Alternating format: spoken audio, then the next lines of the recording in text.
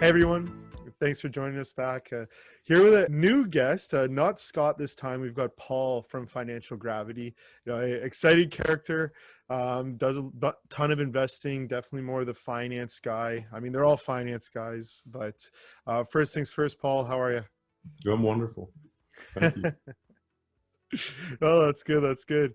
I mean, I guess first things first, you want to introduce people, maybe a little bit about your background. I know this video is about meeting Paul, so your background, where you first had a couple jobs, your first couple roles, first success stories, anything that you want to run through your resume with, now's the time. Well, I guess I can start from when I first got out of school, and the first 5 years out of college, I spent it in industrial and economic development, and I worked with the state of Texas and a number of communities in the state, and tried to help attract industry from other parts of the country into the state for expansion or relocation. Did that for 5 years, and during that period of time learned that you win in the process of elimination if you provide the best financing. Became very well versed in tax increment financing, tax abatement, tax increment, industrial revenue bonds, health facility bonds, mortgage revenue bonds, and in working with the bond financing and helping people get, $10 million to build a plant for land, buildings, and equipment at 55% of the prime rate as opposed to prime plus 2, and I can save somebody $500,000 a year for 20 years, we usually won. And so I learned real quick that financing's a key to any type of development, and I became an expert in a lot of different areas there, and very quickly rolled out of the economic development into strictly finance. And I've done that ever since. Hey, if you can save people money over a long period of time, definitely good. Do you want to maybe talk through some of the companies you worked for, the deals that you did, but also what made you able to get half of the fee, I guess, right? The interest versus other people were paying, the fee plus a premium. What's the key? Like, what was your solution in those days? Well, I think just to get very innovative and very aggressive in structuring the deal and figuring out what it's going to take and how to keep from getting eliminated in the process. In the different types of projects we've been involved in, we've used every type of financing that there is. The bond financing was the best for a long period of time because the difference in the interest rates and the savings that a company could get. And that's evolved over the years. And today our filter is a potential public transaction for certain companies. If it makes sense and they can do it and they want to do it, it's hard to beat a public transaction in these days because of the potential value of the stock and the great wealth that it builds, and then all of the additional access to capital that's available in the public market versus the private market, and then able to use your stock for acquisitions and incentives for talent and so forth. So it's a wonderful way to create a lot of wealth for investors as well as founders and employees. And so it's the filter today that we kind of look at to see if it makes sense for somebody, which it obviously does not make sense for everybody, but if it does, then that's a great way to go. Do you want to chat about you say there's advantages of being public versus being private. Do you want to just maybe for the person who's listening to this, like goes, oh, really? What? And maybe isn't too up to par. Do you want to just walk through some of the benefits of being private when it comes to financing? First of all, somebody that's looking at a company like ours that's public, I mean, you got to recognize there's advantages and disadvantages.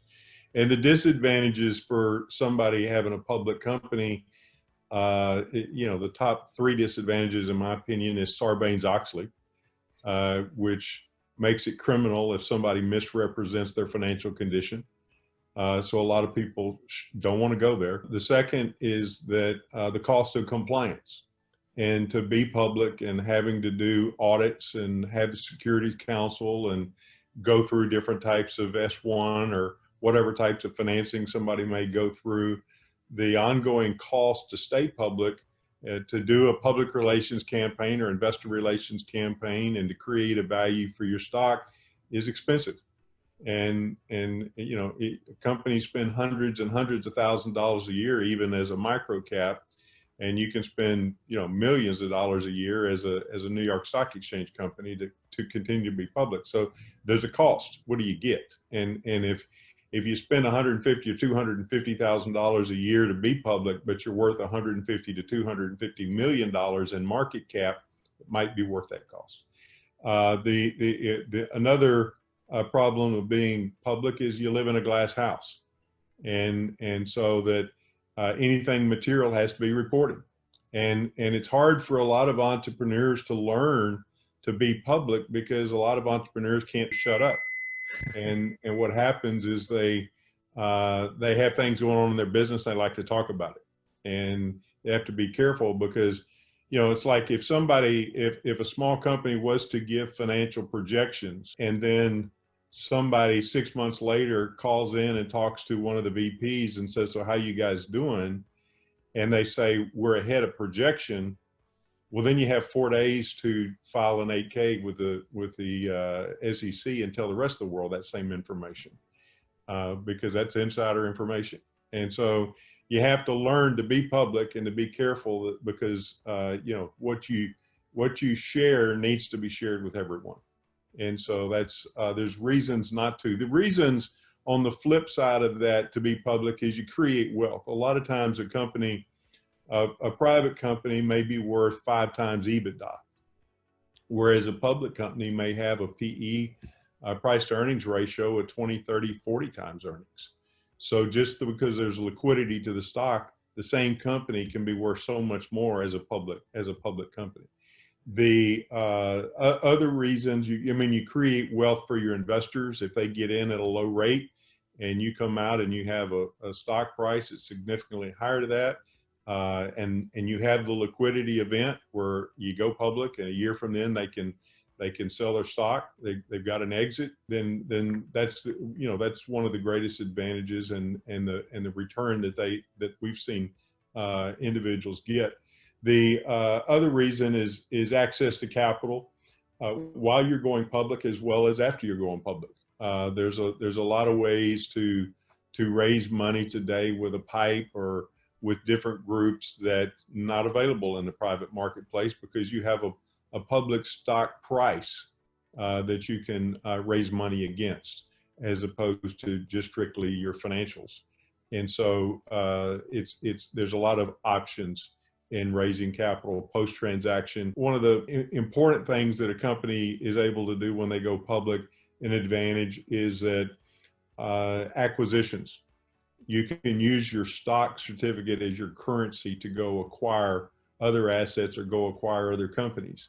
And you can roll up. You've got companies that have gone public and did a roll up like Waste Management did, AutoNation did, Blockbuster did. A lot of companies, they go public and they use their stock to roll up hundreds or thousands of other companies and not deplete their capital and not go into debt. And so they're able to grow the business and expand it because they are public and they're sharing in that pie.